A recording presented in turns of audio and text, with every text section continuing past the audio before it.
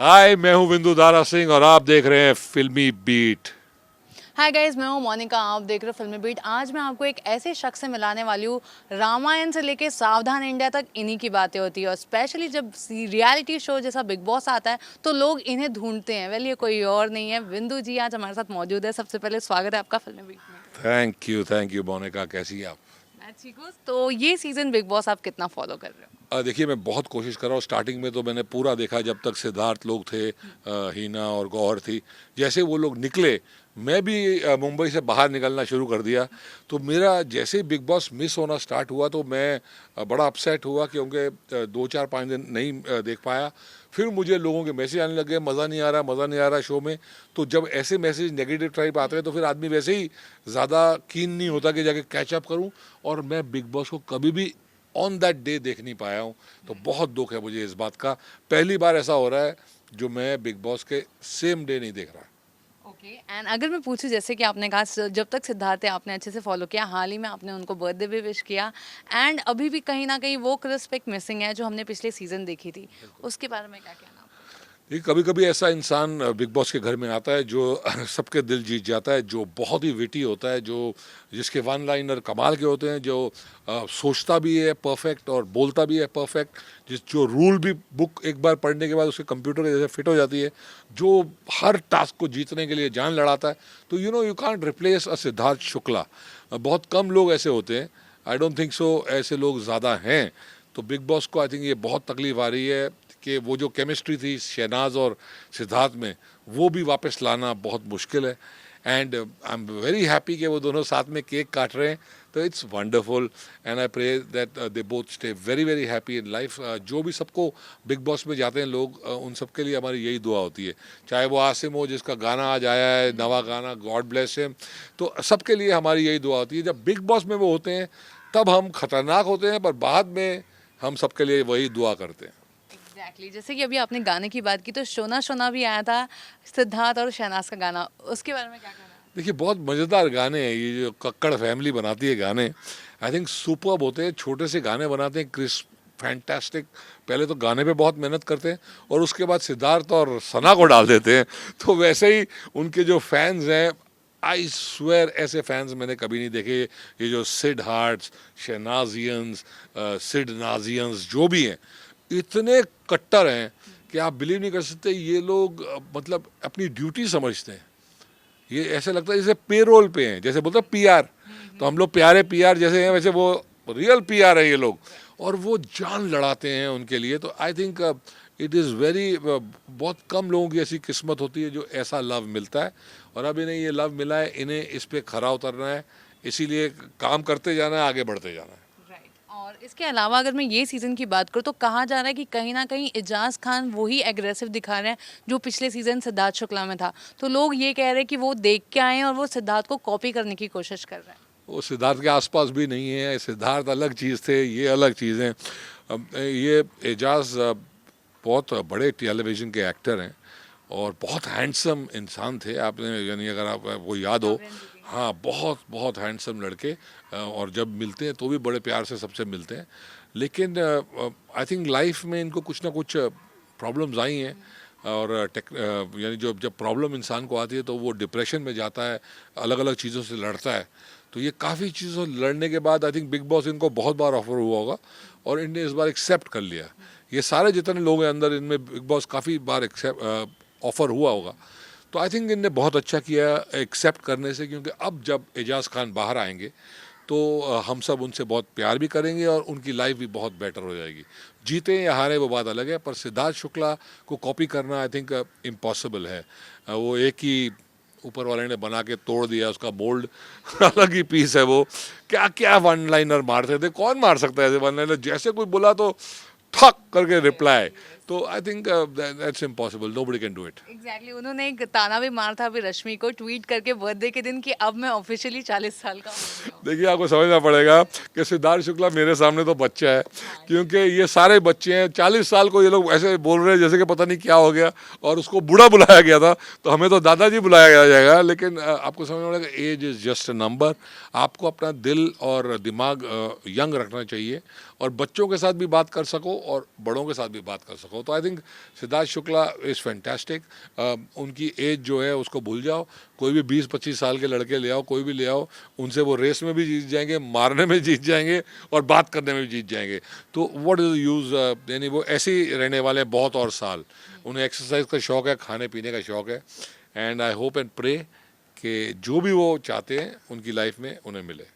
Okay and अगर मैं ये सीज़न की बात करूँ तो जैसे अभी आपने एजाज के बारे में बात की, लेकिन अगर बाकी के कंटेस्टेंट है जैसे जैस्मिन का डबल शेड दिखा स्टार्टिंग में बिना एली के, वो बहुत ही ज़्यादा इमोशनल और एकदम सॉबिंग थी, ऐसे थोड़ी ये लॉस्ट लगती थी कि उन्हें कुछ समझ में नहीं आता, और एली के आने के बाद एक अलग ही जैस्मिन दिखी जो बहुत ही कनिंग और स्मार्ट हो गई है। तो आपको क्या लग रहा है कौन सी रियल है? देखिए ऐसा कुछ नहीं है, जैस्मिन जो है वो इमोशनल पर्सन है और उनके आंसू रेडी होते हैं, वो मतलब जैसे थोड़ा सा हर्ट होती है तो उनके आंसू गिरते हैं। तो उनके स्टार्टिंग में भी गिर रहे थे, अभी भी गिर रहे हैं, अली के टाइम पे भी गिर रहे थे, सलमान भाई के साथ बात करते तो वैसे ही उसके आ जाते हैं। तो वो है उसके अंदर। लेकिन ऑब्वियसली जब आपका कोई जो आपका साथ बहुत क्लोज हो वो आता है तो आप में शक्ति बढ़ती है।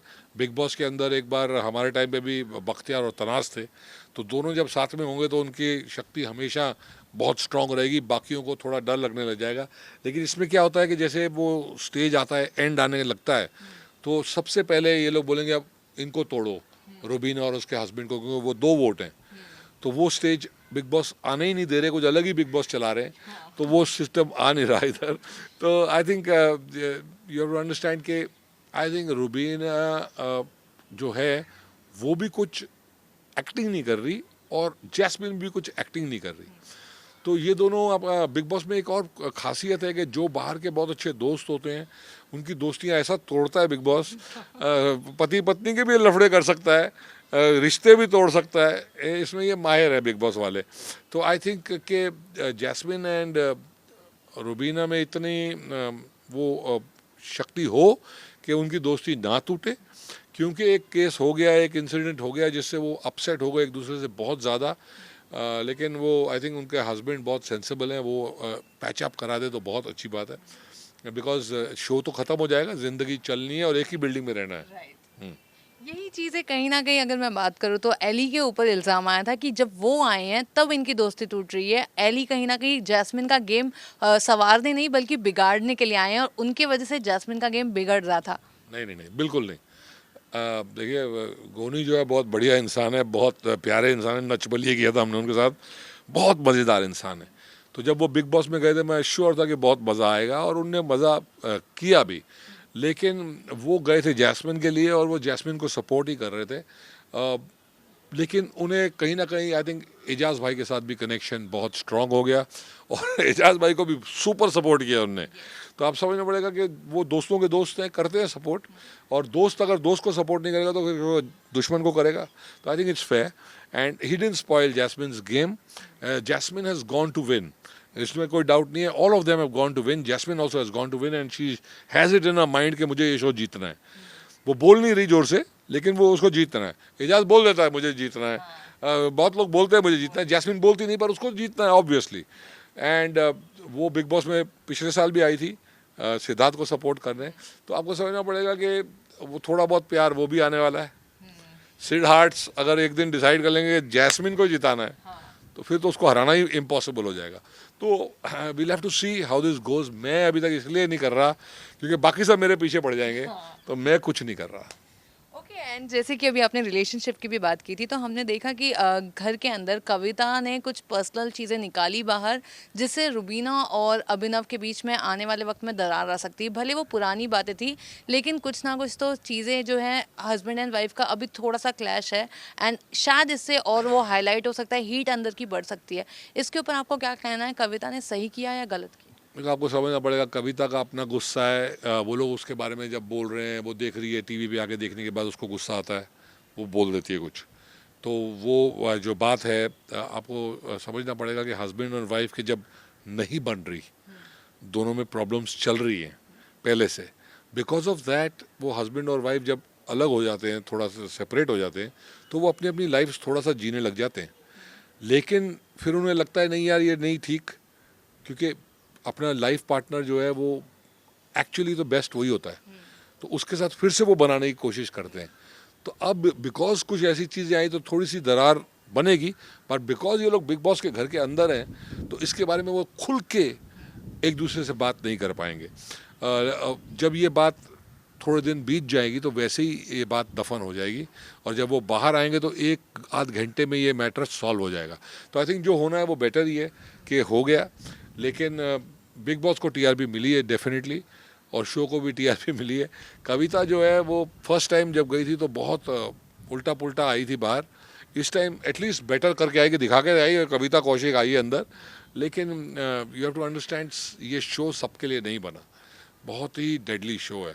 तो I hope she is happy that she went and did this. पर जिस तरीके से वॉक करके बाहर आ गई वो भी, यानी नहीं आती तो बेटर होता था। लेकिन वो ये उस हीट ऑफ द मोमेंट में इंसान जो करता है वो अलग होता है।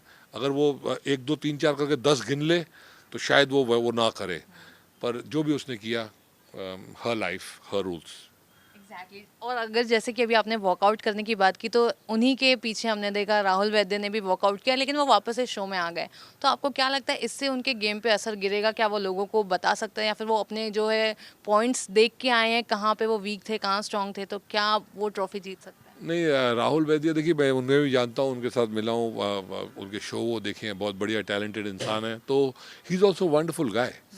अब वो बिग बॉस में गए और वो काफ़ी राइट खेल रहे थे, कुछ रॉन्ग नहीं खेल रहे थे। राहुल वैद्य बहुत राइट पॉइंट पे बोलते थे, सही बोलते थे, और जिसको जो बोलना है बोलते थे, लड़ते भी थे, सब कुछ करते थे। लेकिन ये बिग बॉस एक जर्नी जो है ना, ये बहुत ही टेढ़ी मेढ़ी जर्नी है। तो जब इसमें आपका टाइम ख़राब होता है, और मेरा भी हुआ था ख़राब, मैंने बिग बॉस के दरवाजे तोड़ के बाहर जाने की कोशिश की थी, लेकिन मुझे नहीं जाने दिया गया। पर कई लोगों को कभी वो जाने देते हैं। तो जब वो बाहर चले जाते हैं उनको रियलाइज़ हो, यार मैं एक मिशन पे गया था, मिशन इनकम्प्लीट करके क्यों आ रहा हूँ, मिशन कंप्लीट करनी है। तो Rahul Vaidya I think deserved to not go out of the house, और अब वो वापस आ गए हैं तो इट विल बी बेटर। वो जीते ना जीते वो बात अलग है, लेकिन he must prove till the end that he is giving it is all, because वो लूज़र टाइप के इंसान है ही नहीं, वो फाइटर टाइप के इंसान है, बढ़िया इंसान है। तो लेट हिम प्रूव इट कि एंड तक वो कहाँ जाते हैं, बिकॉज मुझे राहुल वैद्य दिखते हैं एंड में खड़े हुए इन सब के साथ। ओके और अगर कल की बात करूँ वीकेंड के वार पे हमने देखा था कि किस तरीके से सलमान ने जैस्मिन की लगाई थी क्लास। उन्होंने उनको कहा था कि पब्लिक स्कूल और एक जो है कॉन्वेंट स्कूल इसके बीच में हुआ था, क्योंकि जब वाइल्ड कार्ड यानी कि सारे कंटेस्टेंट्स आए थे जो ऑलरेडी सीजन में हम देख चुके हैं, तो वो जब घर में आए तो उनको देख के जैस्मिन का यही रिएक्शन था कि हम कॉन्वेंट वाले थे, अब यहाँ पे पब्लिक स्कूल के बच्चे आ गए। तो आपको ये कितना सही लगता है कि उन्होंने ये चीज़ें जो कही थी? देखिए, मेरे सीज़न में भी ऐसा कुछ हुआ था। जब हम वहाँ गए थे तो सारे मेरे जो दोस्त थे वो एक गैंग बना के बैठ गए, जो यानी जिनके साथ मैं हैंग आउट करता हूँ। और ये 3 4 लोग जैसे राजू श्रीवास्तव, के इस्माइल भाई, ये लोग अलग साइड पे बैठे थे। तो मुझे ऐसे फीलिंग आई कि यार ये गलत है, और मैं इनके साथ आके बैठ गया उनको छोड़ के, तो वो मेरे ऊपर भड़क गए। तो आपको समझना पड़ेगा कि पढ़ाई लिखाई सब कुछ नहीं है। इंसान की फितरत, इंसान का जो बोलना चालना, कैसे वो इंसान है, वो बहुत ज़रूरी है।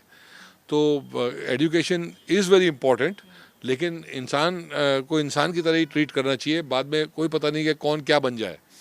तो बहुत सारे ऐसे लोग हैं जो बिल्कुल पढ़े लिखे नहीं, लेकिन इतना बिजनेस में आगे चले गए, इतने एक्टर बन गए, जो भी है।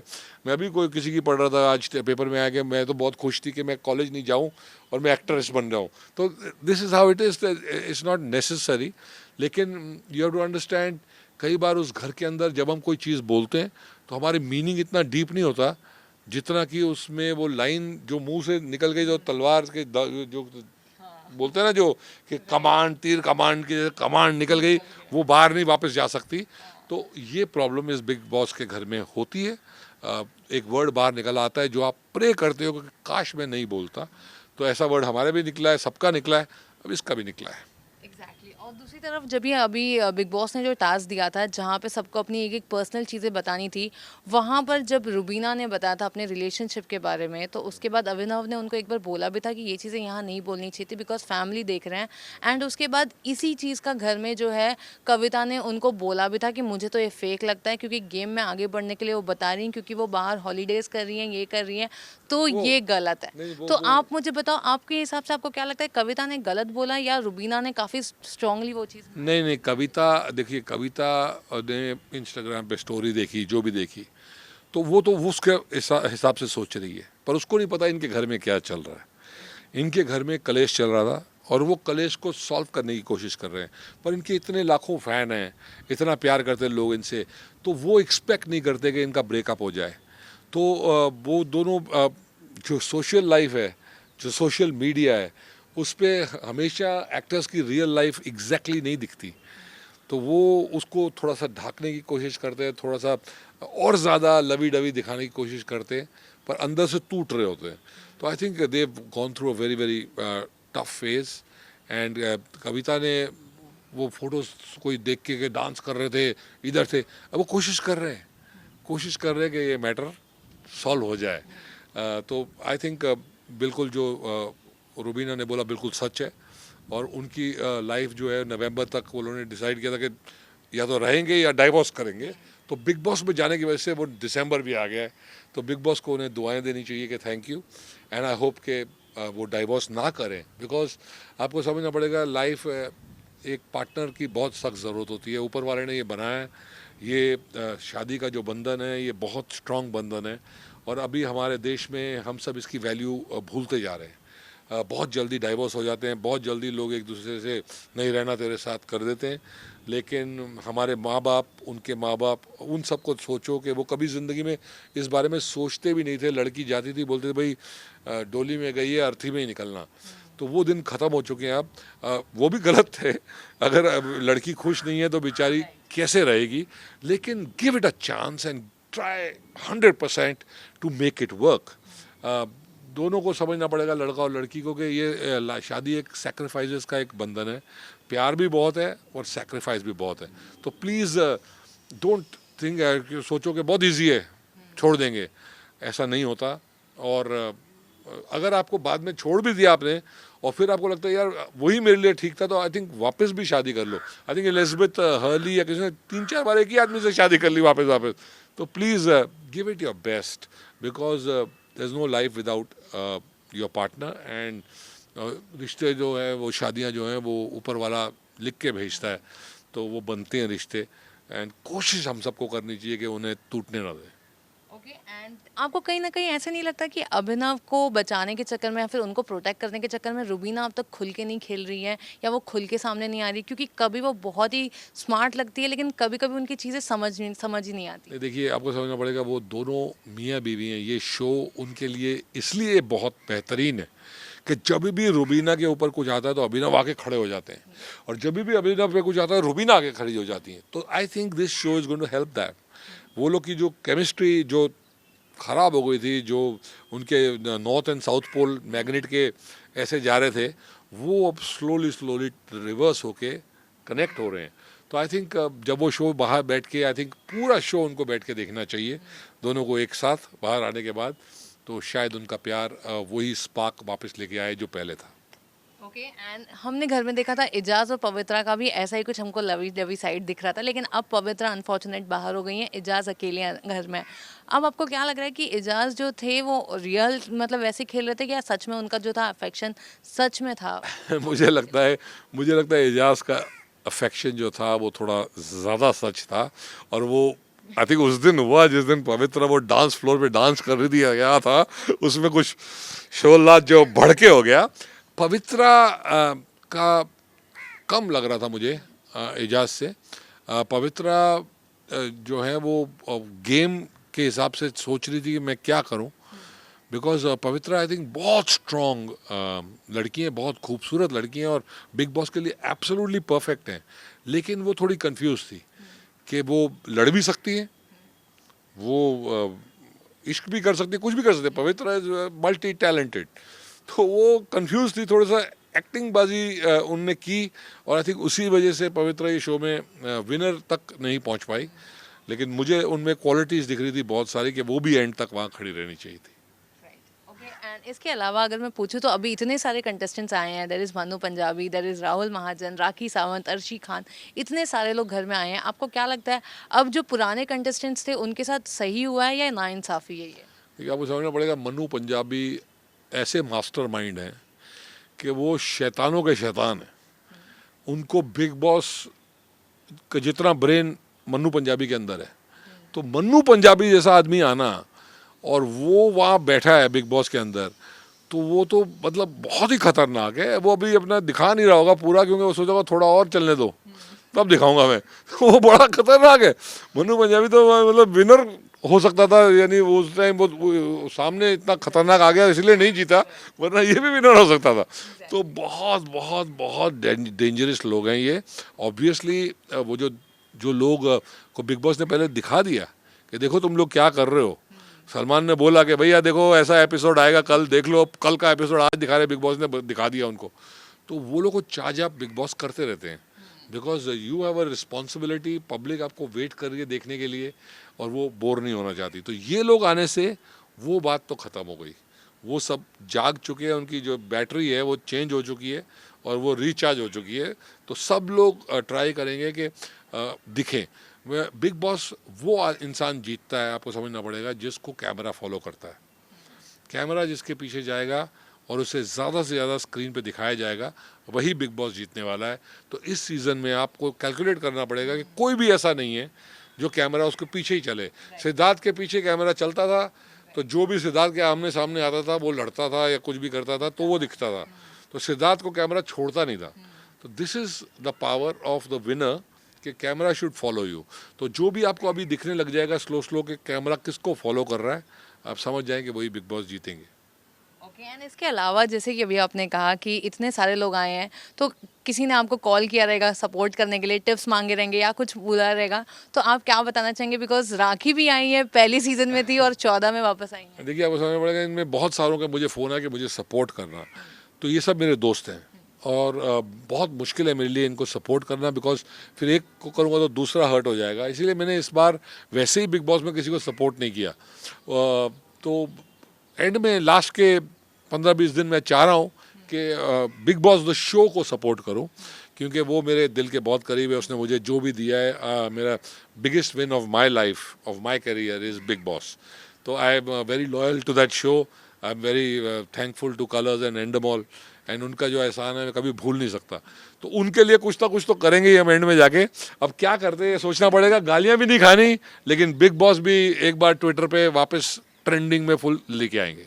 ओके, एंड जैसे ट्रेंड तो इनफैक्ट अभी भी हो रहा है, लेकिन हाँ टीआरपी थोड़ी कम हो अभी गई भी है। सिद्धार्थ के ट्रेंड पता नहीं कितने दिनों से रोज हो रहे हैं, 25-30-40 दिन पता नहीं कितने हो गए, रोज एक ट्रेंड चल रहा है।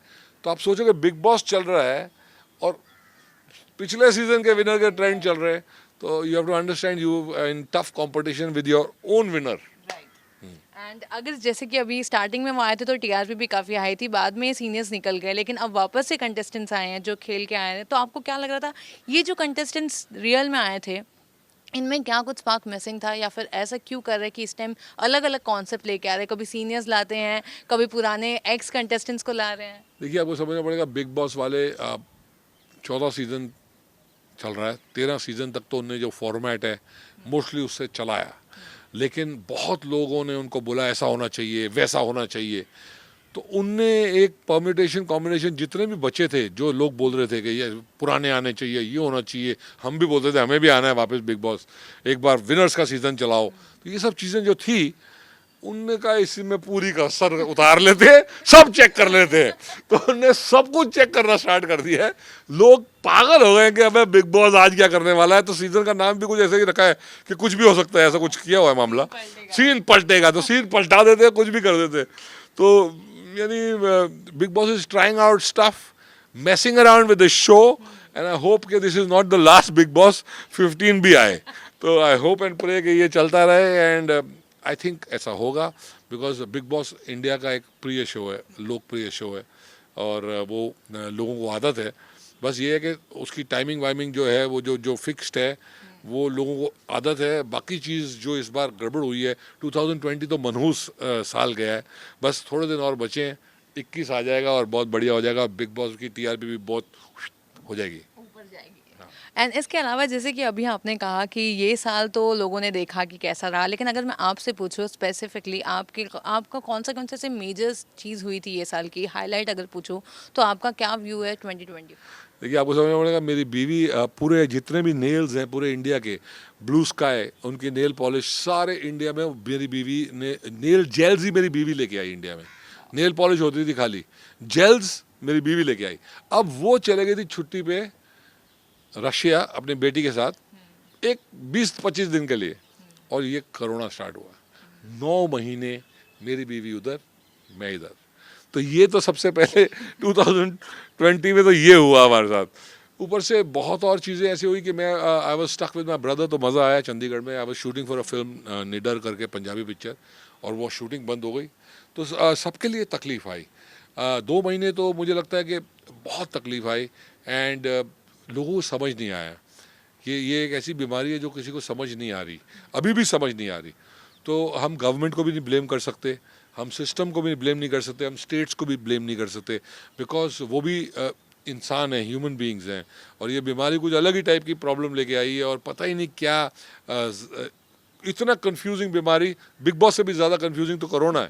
तो समझ नहीं आया लोगों को क्या है क्या नहीं है। पर मुझे ऐसी फीलिंग है कि अगर इंसान के पास खाने के लिए पैसे नहीं होंगे, रोटी नहीं होगी, तो प्रॉब्लम है।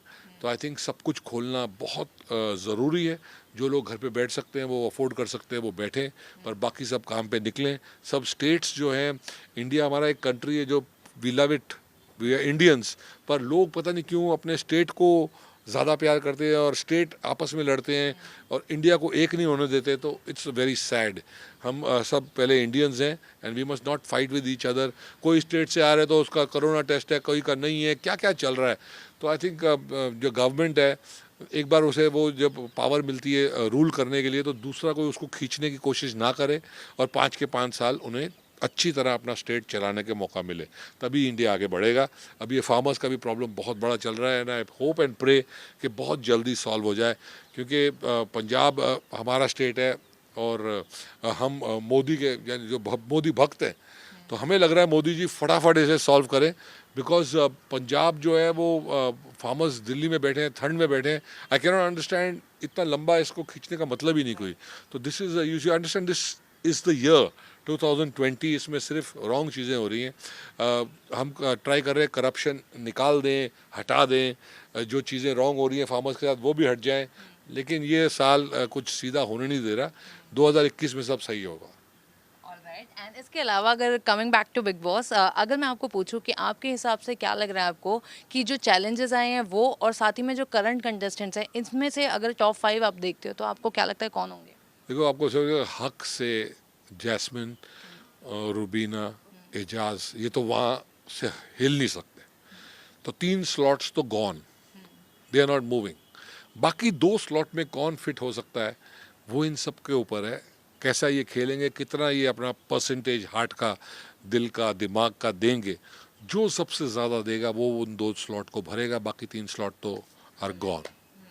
एंड निकी और राहुल दोबारा आए हैं, ये एडवांटेज है या डिसएडवांटेज है उनके लिए? देखिए, आपको समझना पड़ेगा, निक्की तो जाना ही नहीं चाह रही थी। वो जैसे शहनाज थी, शहनाज तो इस साल तक बिग बॉस के घर में रहने को तैयार थी, तो वैसे ही निक्की भी जाना नहीं चाह रही थी, लेकिन चले गई।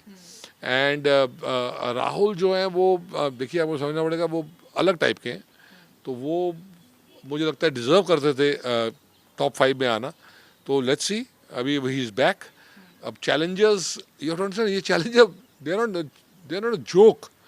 तो अगर ये सच्ची चैलेंजर्स को पूरा अलाउ करने वाले एंड तक लड़ना, तो ये वो टॉप 3 को भी हटाने का क्षमता रखते हैं ये। आप समझ रहे हैं मेरी बात? तो ये एग्जैक्ट क्या है, सीन कौन सा पलटने वाला है, मुझे नहीं पता। लेकिन अगर ये चैलेंजर्स आप सोच रहे हो कि एंड तक रहने वाले हैं और सच्ची इन्हें मौका दे गए, तो इनको तो निकालना इम्पॉसिबल हो जाएगा।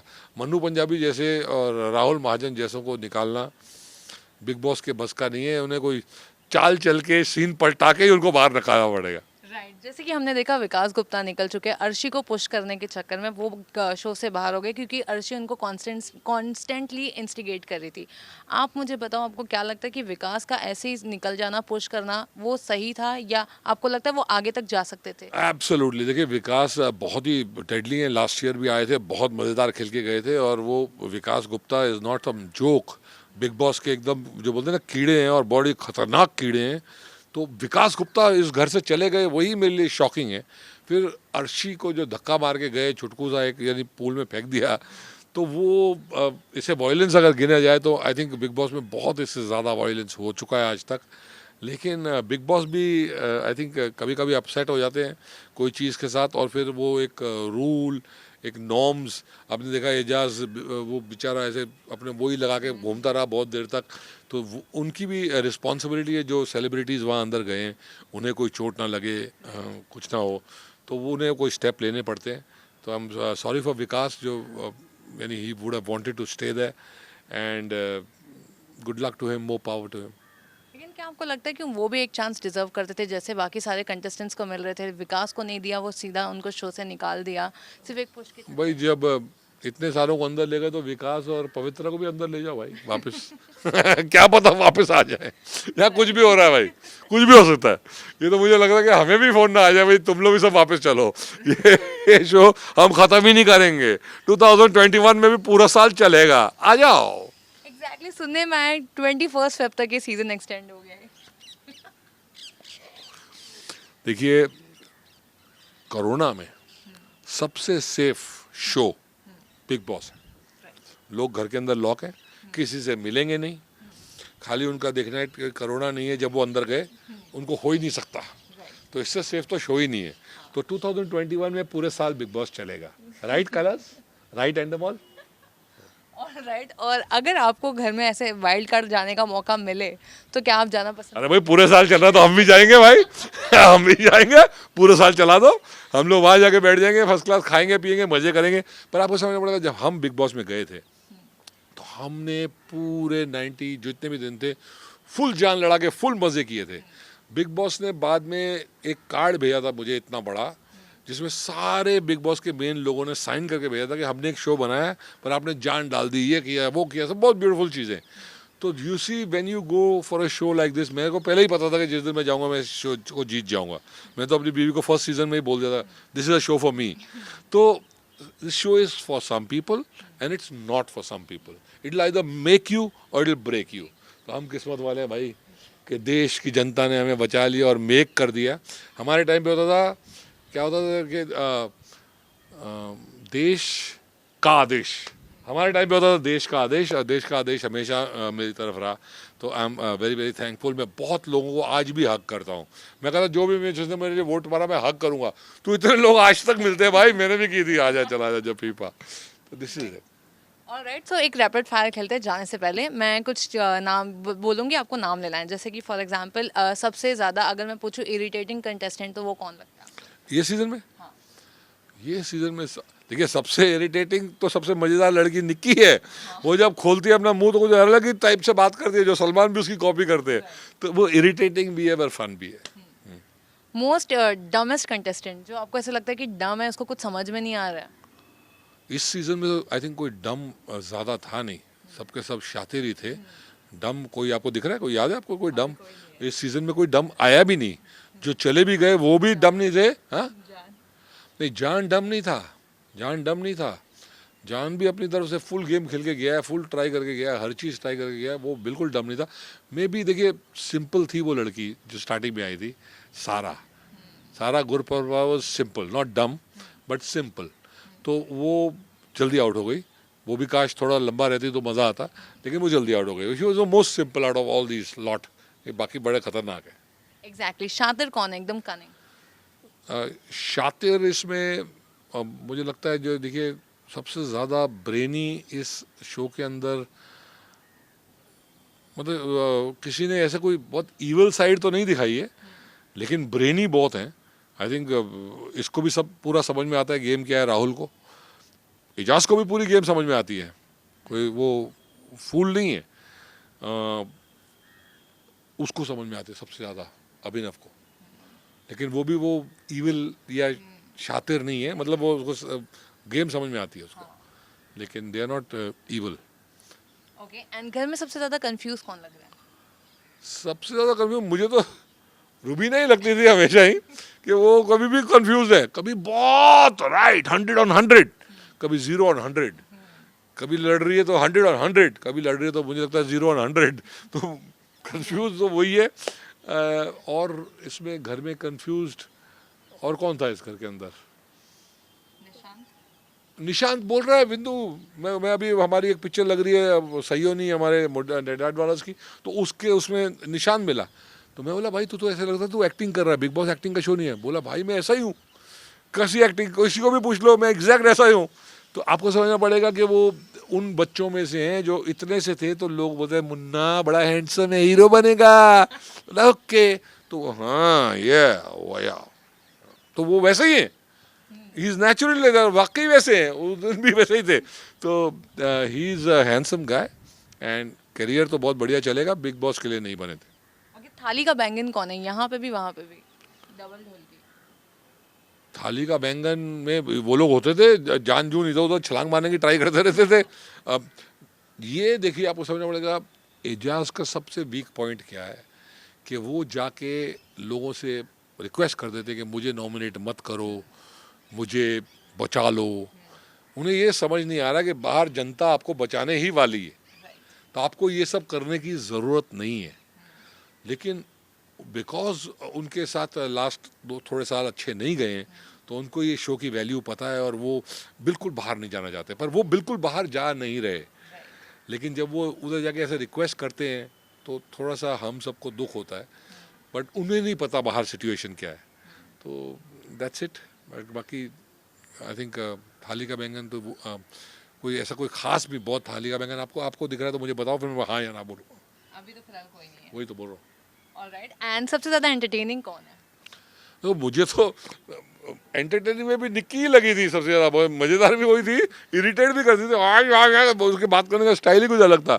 लेकिन आपको समझना होगा ये शो के अंदर बहुत ज़्यादा एंटरटेनमेंट किसी ने हमें वो दिया नहीं जैसा हमको चाहिए। You get my point, entertainment वो होता है give and take, comedy.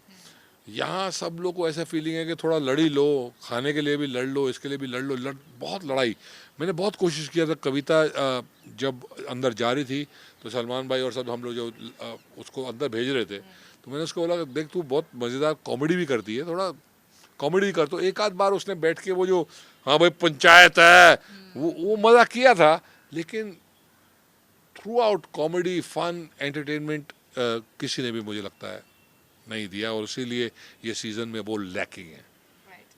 Top 5 तो आप बता चुके हैं, टॉप 3 भी आपने ऑलरेडी बता दिया, लेकिन अगर मैं आपको पूछूं कि विनिंग की क्वालिटी किस में लगती है और जो कंटेस्टेंट्स आए हैं उसमें से किसमें किसके चांसेस आपको ज़्यादा लगते हैं? देखिए अगर ये शो में बाहर के लोग जो अभी आए हैं वो भी जीत सकते हैं तो भाई कोई भी जीत सकता है। वो बहुत डेंजरस लोग हैं, Rahul Mahajan, Mannu Punjabi, they are not push overs.